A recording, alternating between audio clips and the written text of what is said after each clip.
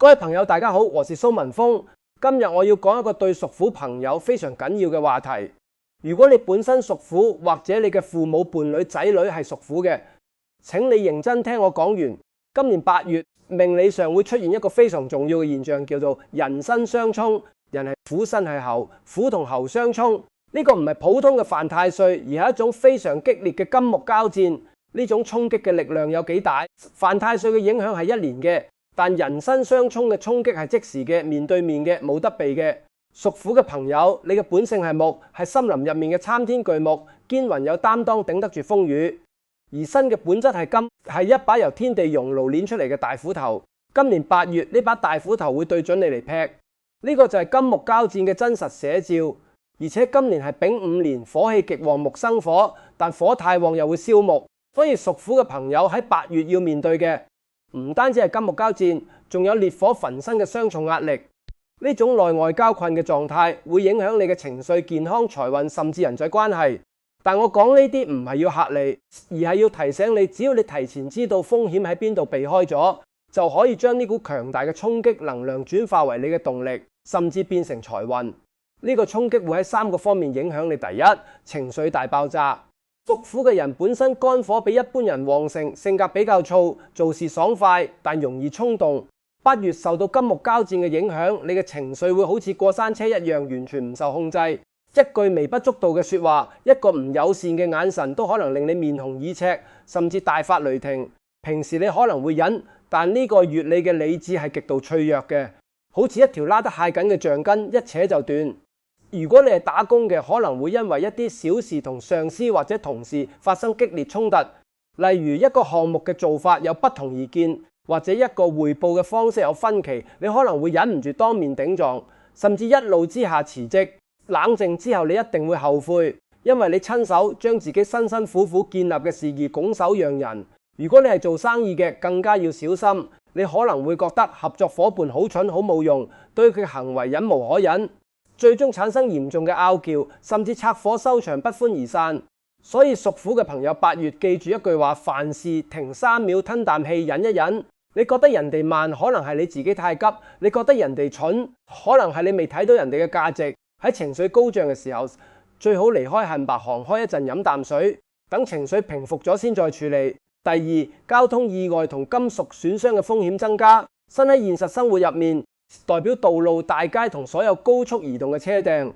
你將一把大斧頭劈向大樹嘅畫面套用喺現代生活，就好似一輛高速行駛嘅汽車撞向一棵樹。屬虎嘅朋友喺8月發生交通意外嘅機會率比其他月份高出好多。就算你平時練車好小心，都要打醒12分精神，因為好多時候意外唔係由你引起，但因為你嘅氣場處於弱勢，所以特別容易被牽連。例如你明明停喺度等紅燈，後面嘅車都可能撞埋嚟，或者你轉彎嘅時候對面有車衝燈，呢啲情況喺8月特別容易發生。我強烈建議你8月買車一定要慢過平時，保持比平時更遠嘅跟車距離，尤其係高速公路上面要保持警覺，唔好分心睇手機。如果有長途車程，最好揀日頭出發，避免夜晚癌駛。另外煮飯用刀嘅時候都要額外小心，因為呢個月就連你手中嘅菜刀都會變得特別利，好容易整親手。維修電器使用工具嘅時候都要注意，任何同金屬有關嘅活動都要放慢手腳，保持專注。第三，容易俾小人背後插刀。屬虎嘅人性格正直光明，最怕嘅就係小人喺背後放暗箭。8月你嘅元氣大傷，判斷力下降，身邊嘅小人會乘虛而入。呢種背叛往往來自一個你曾經幫過推心置腹，甚至視為心腹嘅人。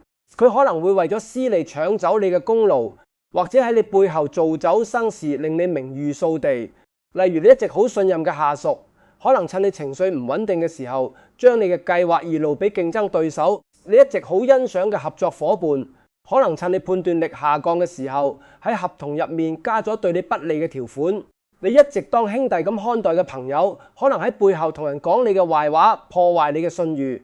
呢種傷害比你身體受傷更加難受，足以令一個堅強嘅人信心完全崩潰。所以8月你要特別留意身邊嘅人，尤其係嗰啲突然對你特別好，或者突然同你保持距離嘅人，都要提高警覺。重要嘅黨合同商業機密要自己親自把關，唔好假手於人兩個。要特別注意嘅地方講完影響，我要講兩個喺8月你要特別留意嘅地方，一個同方位有關，一個同環境有關。第一個要注意嘅地方，西南方8月辛金嘅能量最強最好嘅方位就係西南方。西南方係辛金嘅大本營，就好似把大斧頭嘅磨刀石，成個空間都充斥住肅殺之氣。如果你本身已經被呢把大斧頭追住，仲要主動行入西南方，就等於將自己送上門。呢個唔係迷信，而係方位能量嘅真實影響。西南方有兩類具體嘅地方你要特別避開。第一類，西南方嘅荒山野嶺、穩崖峭壁或者高難度嘅戶外活動場所，屬虎嘅人中意挑戰，中意征服大自然，覺得行山、攀岩、玩極限運動好有滿足感。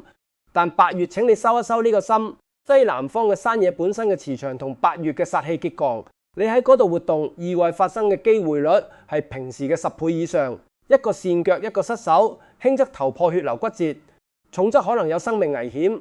呢個就係虎頭劈樹嘅真實寫照。機動遊戲都一樣，特別係有高速俯衝嘅過山車、跳樓機，全部都帶有極強嘅金嘅性質，唔好去玩。如果你想親近大自然，揀平坦多植物嘅公園，例如去湖邊散步，或者去植物園安全又舒服，又或者去海邊，水能生木，對你有幫助。第二類，你屋企或者公司嘅西南方有裝修、動土、地盤工程，任何方位有動土都會擾亂嗰個方位嘅氣場，令人容易生病或者破財。但當你本身已經喺人生大衝嘅運氣入面，而西南方又同時出現動土，呢個就係風水上最惡劣嘅組合。裝修嘅噪音、震動、灰塵會將金嘅煞氣放大，化成千千萬萬把細小嘅飛刀，順住氣流衝入你嘅屋企或者辦公室，直接攻擊你。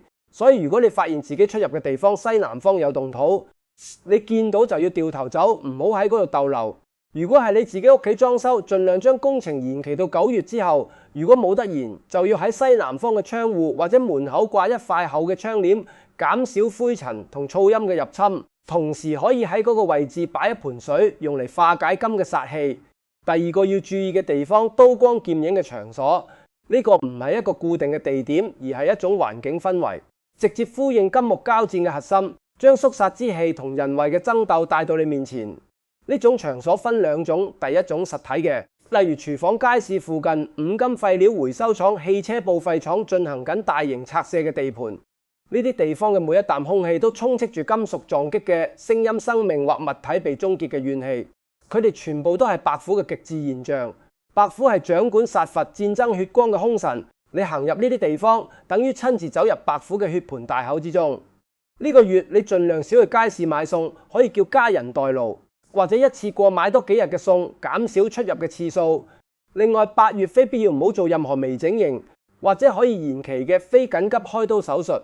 因為成個8月嘅氣場就係金，身體嘅傷口會特別難埋口，容易發炎，甚至會留低明顯嘅疤痕、麻醉藥嘅風險、醫生失手嘅機會，喺呢種天地氣場之下都會暗暗提高。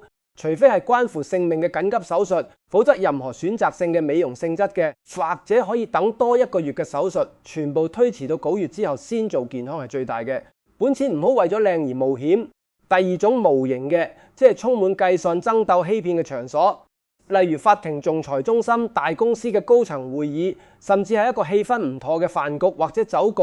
呢啲地方每一句說話都係武器，每一個笑容都係面具。屬虎嘅人8月嘅理智極度脆弱，肝火極旺，你本身已經係一個容易爆炸嘅火藥桶。如果行入呢啲充滿言語傷害嘅地方，你一定會被對方某一句說話激到跳起。你可能因為意氣之爭，明明可以傾成嘅生意告吹，明明可以和平分手嘅合作關係，因為你忍唔住對方嘅嘴臉，結果要打官司要賠錢。原本屬於你嘅錢就因為你頂唔順一句說話白白流走。所以8月你一定要記住，避開所有非必要嘅談判、會議、爭論，遇到挑動笑笑口行開，推遲所有重大決定，包括轉工、簽約、買樓、投資。呢個唔係懦弱。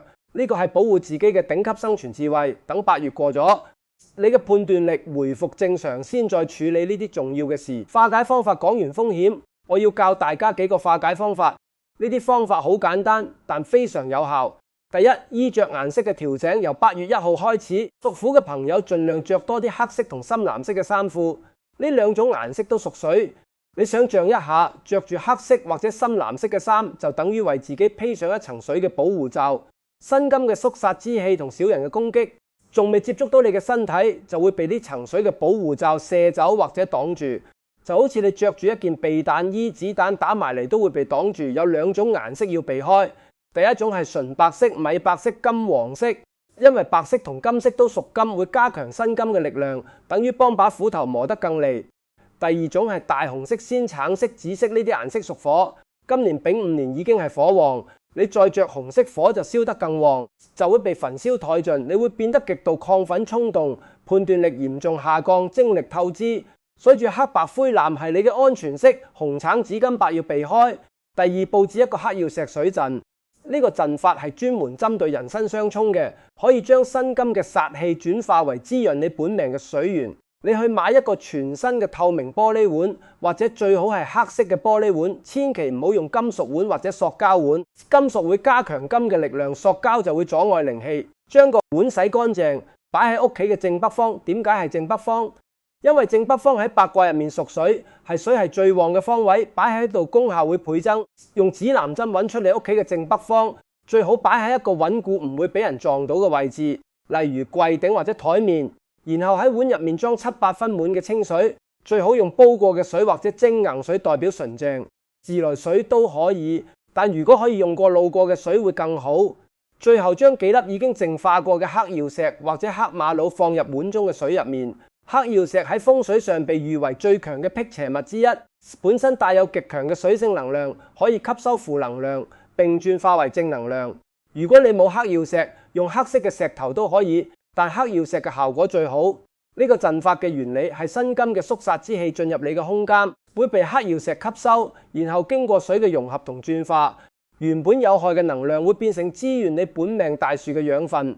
透過正北方嘅水氣擴散到你嘅屋企，保護你同你嘅家人。每3日換一次水，倒出嚟嘅舊水代表住你被化解咗嘅衰氣，直接倒入廁所沖走。黑曜石每個星期撈出嚟用清水沖洗一下，抹乾再放翻入去。只要你保持個碗同水乾淨清澈，呢個月嘅運氣就會由逆轉順，後福無窮。第三，隨身帶金飾物嘅禁忌。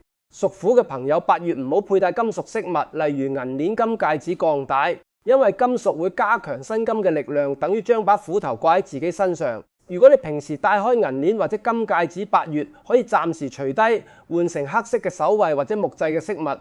木係你嘅本命，戴木可以加強你自身嘅力量。第四，多飲水，保持身體水分。呢個聽落好簡單，但好重要。8月火氣旺，金氣又嚟，你嘅身體會處於一種乾燥嘅狀態。多飲水可以幫你降火，同時滋潤你嘅本命木。每日飲夠8杯水，盡量唔好飲酒同咖啡，因為呢啲會令你更加燥。第五，心態嘅調整。最後我要講一個最重要嘅心法。屬虎嘅人天生硬淨，中意同困難硬碰硬。但8月呢個關口，你要學習水嘅智慧水，天下自由，但可以攻堅適當嘅時候低頭避開口芒，唔係懦弱，而係保存實力，等待最佳嘅時機一擊即中。暴風雨入面嘅大樹，如果企得太直，只會被強風吹斷；但如果枝條有彈性，順住風勢擺動，風雨過後依然可以變得更加強壯。8月就係要你學習嗰種水嘅沉穩同柔和，保住健康平安，避開小人同是非。你嘅財富同你天生嘅領袖才華係冇任何人可以阻擋嘅。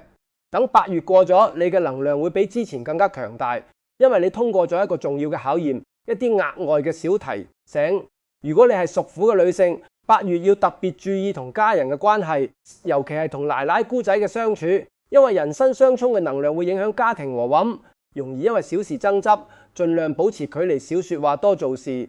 如果你係屬虎嘅男性，8月要特別注意同合作夥伴、同事嘅關係，唔好因為面子而硬撐，有咩問題坐低慢慢傾，唔好一拍兩散。如果你嘅伴侶、父母或者仔女係屬虎嘅，請你將呢篇文章分享俾佢。你嘅一個分享動作，可能就係幫佢避開一場災難。呢份大愛，上天一定會睇到。呢份功德最終一定會回報翻喺你自己身上。